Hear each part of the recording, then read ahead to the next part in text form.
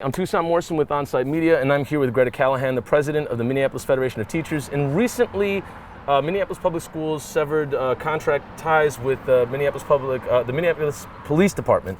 Correct. Who gets to sever that contract, and basically, how does that happen in the first place? Well, so that does happen from the school board. That's a vote that they had to take. But for the record, Minneapolis Federation of Teachers has been asking for this for a long time.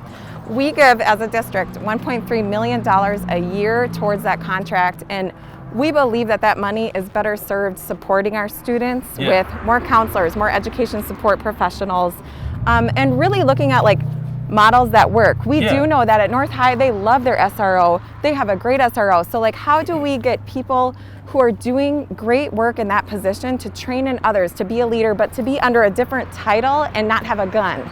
Yeah. You know what I'm saying? So we want to decrease as much trauma as possible. And right now the Minneapolis Police Department is only increasing trauma within our members and our students and our city. So we're really happy that this happened, and we've been asking for it for a long time. So you were asking for it before, and now that it's happened, why do you think it's happened now? Is it a convenient time, obviously, to do it, or do you think it's just because of George Floyd, or why do you think it's happened now? I think it's happening now because there's no other option. This is the time.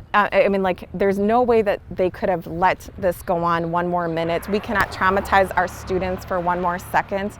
And police in our schools just does add to that. And so we want to replicate what's working. We want leaders. We want people to come in and help our students and support them, because that is the point of having an SRO, is actually to support our students and nothing else. So we want to make sure that our kids are getting that much support. We want to use that money to support our students more, but also we want the city to give us money that they've been spending on this and support our public schools.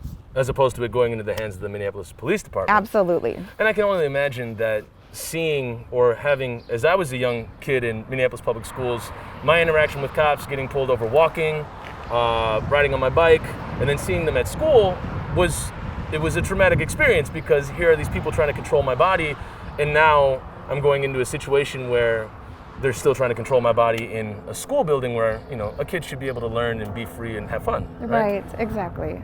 Well, I look forward to seeing what happens with the future of any security, or if it should happen at schools, and how they're going to reform that and what that looks like in the future. Yeah, and we really want to make sure that we have a place at the table, not just educators, but we want our students to have a place at the table. We want our community, we want our parents to have a place at the table when we are making these decisions. We do not want this to now go forward as a top-down decision. Yeah. Well, thank you so much for the time and energy, and I really look forward to seeing how this all plays out in the future between the board and the Federation. Yeah, thank you so much. Yeah.